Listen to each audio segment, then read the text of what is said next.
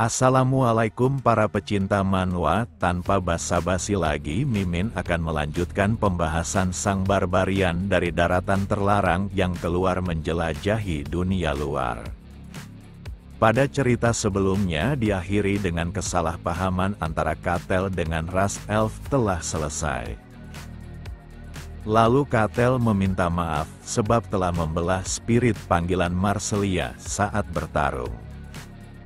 Sambil berdiri Marcelia menjawab jika spirit merupakan makhluk alam dan saat dihabisi maka mereka akan langsung ke dunia spirit. Sebagai bentuk permintaan maafnya, maka sang Ratu Elf akan berusaha mengabulkan apapun yang diinginkan oleh Cattell.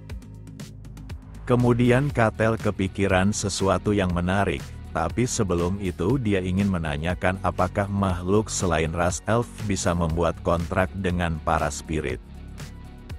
Marcelia tidak tahu harus menjawab apa, tapi hal itu bisa tergolong cukup mustahil.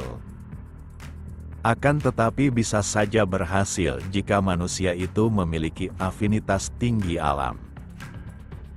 Jika Cattell ingin membuat kontrak dengan spirit maka sang Ratu Elf memintanya untuk pergi ke Elfo Sagrado.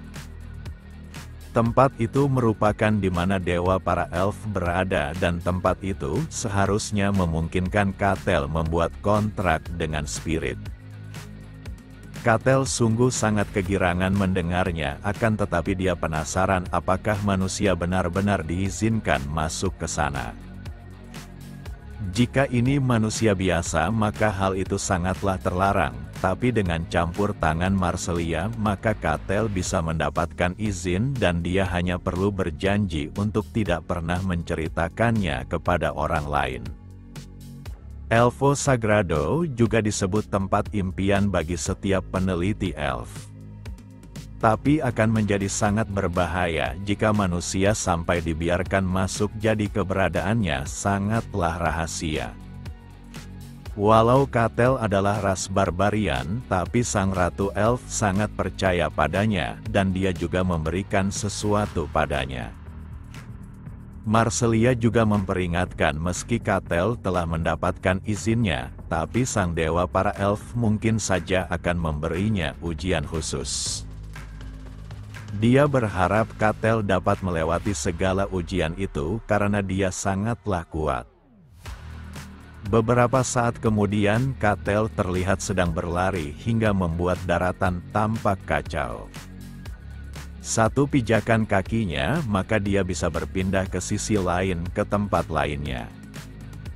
Kecepatan ini sungguh di luar akal pemahaman manusia.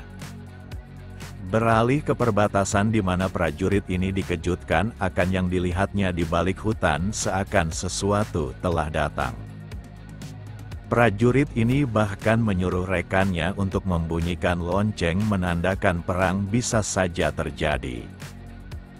Akan tetapi mereka dikejutkan karena yang datang ternyata seorang manusia tunggal padahal hutan bergemuruh seperti itu. Seperti yang selalu terjadi saat manusia lain melihat Cattell, maka mereka akan langsung ketakutan begitu saja. Namun Cattell selalu bersikap ramah, bahkan dia menyapa para penjaga dengan senyuman hangatnya.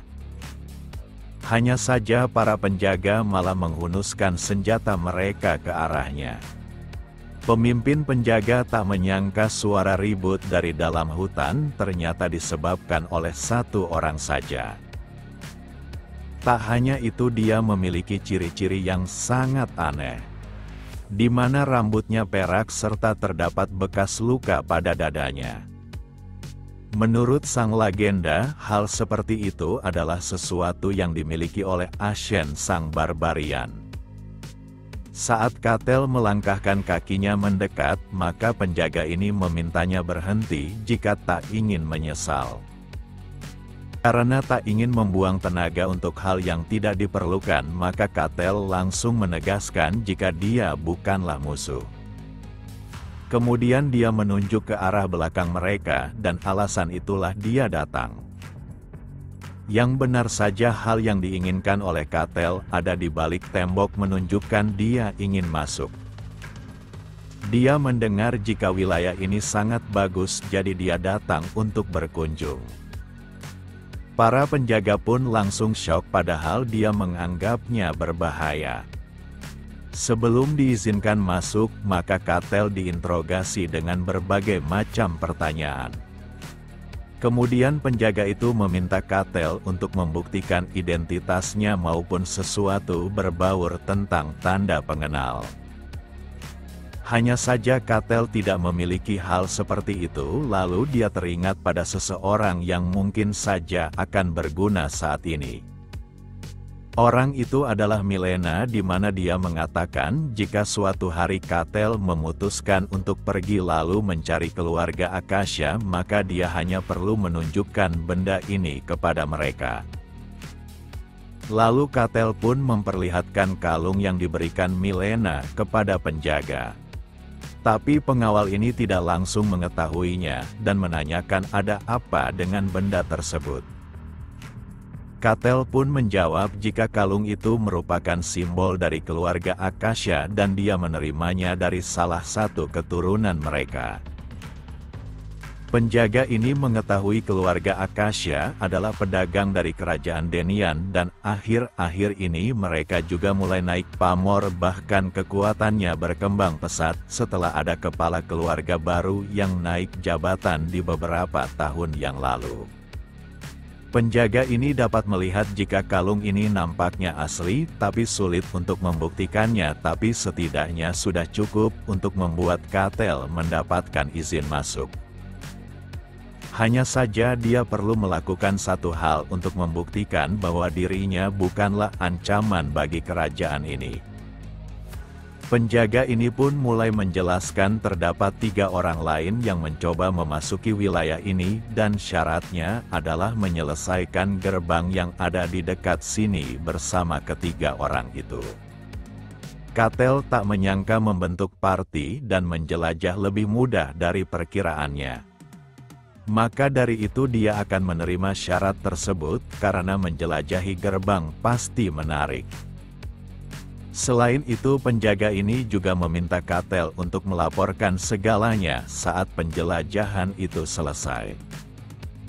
Seketika Cattell tertawa karena taktik kerajaan ini sangatlah cerdik, di mana orang-orang yang belum diketahui ditempatkan dalam kelompok yang sama lalu melaporkan tiap informasi tentangnya untuk pantas diizinkan masuk maupun sebaliknya. Penjaga ini tidak memungkiri hal tersebut, tapi dia penasaran apakah Cattell benar-benar seorang barbarian seperti yang dikatakannya. Secara tegas Cattell menjawab jika dia tentu saja seorang manusia dari ras barbarian. Selama ini sang penjaga mengetahui jika barbarian cuma ras yang hanya tahu perang, tapi barbarian di depannya sangat berbeda. Dikarenakan tak ada yang perlu dibicarakan lagi, maka penjaga menyudahinya. Sementara itu seseorang yang mengaku sebagai paladin bernama Alessandro cukup kesal karena harus masuk ke dalam gerbang bersama orang-orang yang tidak dikenalnya. Lalu orang kedua adalah Kasan dan dia cukup muak mendengar keluhan dari Pak Tua itu. Alessandro mengingatkan jika dia jauh lebih tinggi dibandingkan dengan Kasan, jadi dia sebaiknya bersikap sopan. Hal itu membuat Kasan tertawa karena tidak ada seorang paladin yang memakai pakaian menyedihkan seperti itu, jadi dia beranggapan Alessandro hanyalah pengembara yang asal mengakui sebagai paladin. Karena Alessandro sangat merasa terhina, maka dia menghunuskan pedangnya untuk berduel. Kasan juga berpikiran seperti itu, sebab menyelesaikan sesuatu seharusnya dengan pedang. Dia juga akan melihat apakah zirah jelek itu akan bisa melindunginya. Saat ingin mulai bertarung tiba-tiba saja seseorang datang dengan meminta mereka berhenti. Gadis ini merupakan seorang pendeta bernama Kalosia dan sebagai rekan tim semua orang seharusnya saling akrab. Untuk menjelajahi sebuah gerbang maka dibutuhkan minimal 4 orang, dan sekarang mereka kekurangan 1 orang.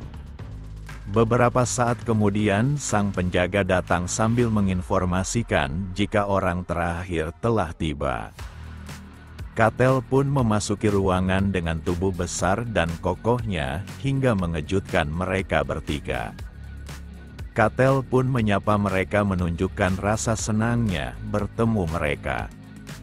Tapi mereka terdiam untuk sesaat karena belum pernah melihat manusia yang sangat besar dengan otot padat. Tak hanya itu, tekanan yang diberikannya sangat kuat menunjukkan dia bukanlah orang biasa. Setelah mengantarkan Katel, maka penjaga itu pamit terlebih dahulu untuk memberikan kesempatan kepada mereka berdiskusi sebelum memasuki gerbang. Lalu Katel merasa percakapan ini sebaiknya dimulai dengan memperkenalkan diri masing-masing. Saat menatap Kasan, maka dia segera memberitahu namanya dengan tatapan yang cukup waspada. Lalu Alessandro pun seperti itu, tapi saat mendengar dia seorang paladin, maka Katel menanyakan apakah dia bisa menggunakan Holy Power. Seketika Alessandro menjadi panik karena dia belum bisa melakukannya seperti para paladin lainnya. Kemudian Kalosia juga melakukan hal yang sama, sekaligus orang yang melayani seorang dewa. Katel tak menyangka seorang pendeta pun masih dipertanyakan identitasnya dengan memasuki gerbang. Kalosia tidak merasa heran sebab dewa yang dilayaninya memiliki reputasi yang cukup buruk.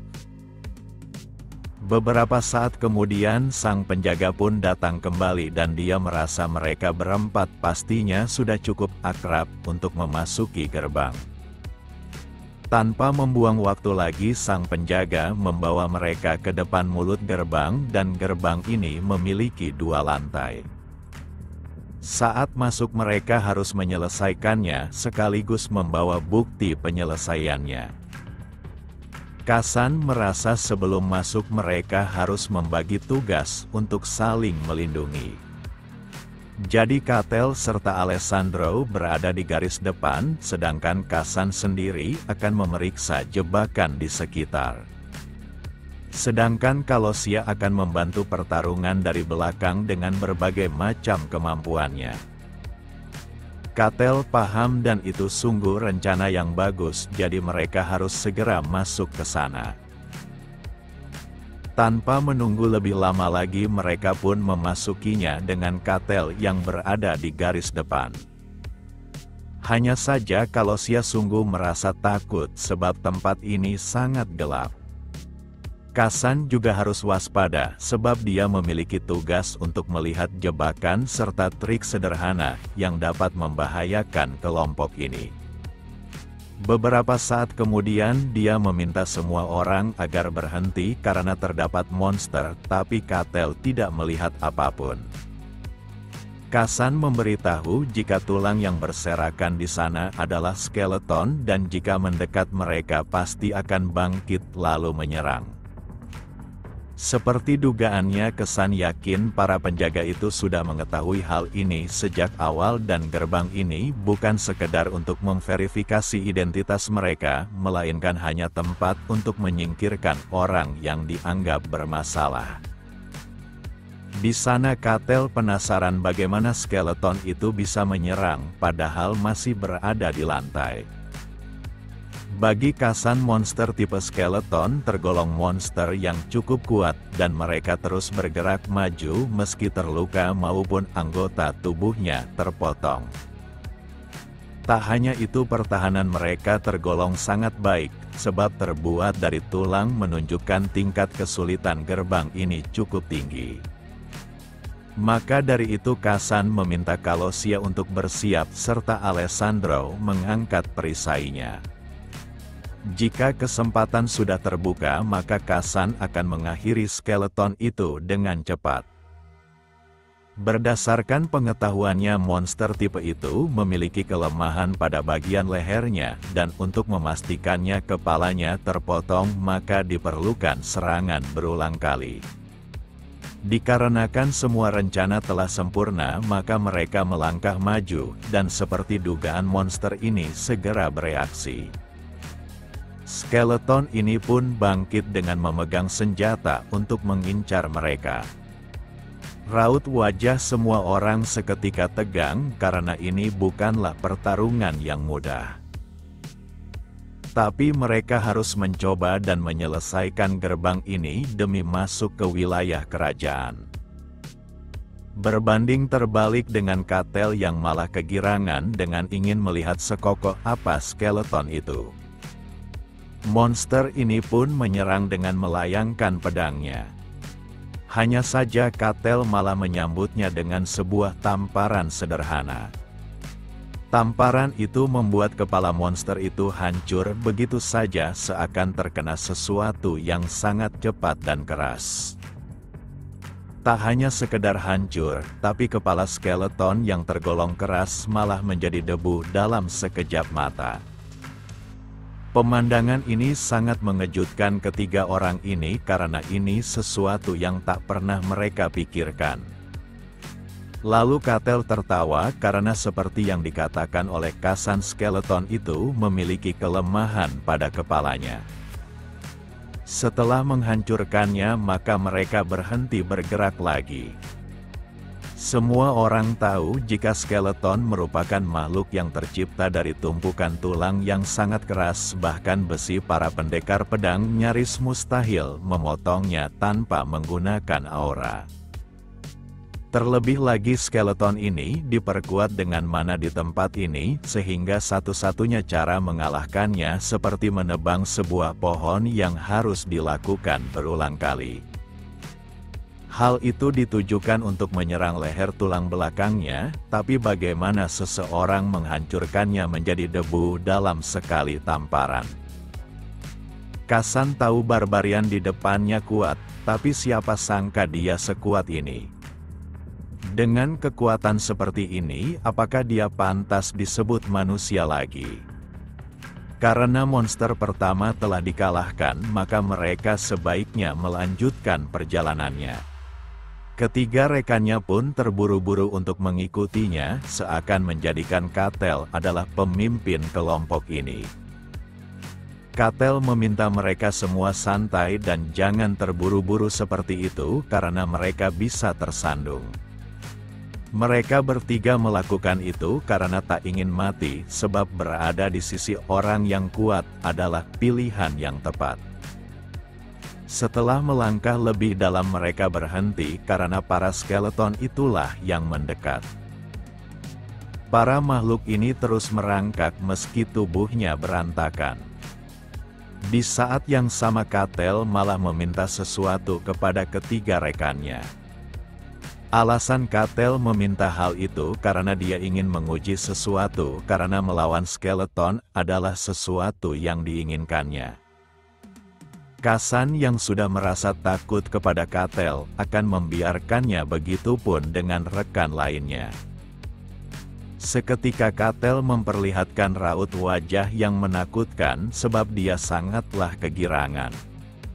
Katel terus memperhatikan bagaimana makhluk itu menyatukan kembali tubuhnya karena ini pemandangan yang sangat menarik. Kemudian makhluk ini melompat untuk menebas musuh yang ada di depan matanya. Akan tetapi serangan itu malah ditangkis di antara kedua jari Katel. Dengan memberikan sedikit tekanan, maka dia mematahkan pedang tersebut. Tapi monster ini tidak memiliki rasa takut dan akan menyerang kembali. Saat serangan berikutnya datang, maka Katel menangkap pergelangan tangan monster itu. Kemudian dia meremukannya hingga tangan skeleton tersebut tergeletak di lantai. Meski seperti itu, monster ini mengambil pedangnya kembali dengan mengganti tangannya. Hal ini membuat Katel sangat kegirangan sebab makhluk itu tahu cara menggunakan pedang di antara tangan lainnya. Maka dari itu Katel ingin melihat bagaimana jika kedua tangannya dihancurkan. Dilihat dari manapun Katel benar-benar mempermainkan monster itu sesuka hatinya demi memuaskan hasratnya. Walau tanpa tangan sekalipun monster ini menyerang kembali. Katel terus memuji monster di hadapannya karena dia benar-benar enggan berhenti menyerang. Pemandangan ini menjadi menyeramkan dan ketiga rekannya terus menggigil, karena belum pernah melihat monster skeleton kehilangan harga dirinya seperti ini. Katel bisa saja menghancurkan makhluk itu, tapi dia malah menjadikannya mainan yang dianggapnya menyenangkan. Beberapa saat setelahnya, Katel terus menghancurkan bagian tubuh monster itu, dan sekarang hanya menyisakan kepalanya. Sekarang Katel telah memuaskan rasa penasarannya dan dia meminta maaf karena telah membuat rekannya menunggu. Maka dari itu sebaiknya melanjutkan kembali perjalanannya karena pasti terdapat monster yang menyenangkan di dalam sana. Lantai kedua pasti memiliki tingkatan yang berbeda dan ini akan menjadi penjelajahan yang menyenangkan.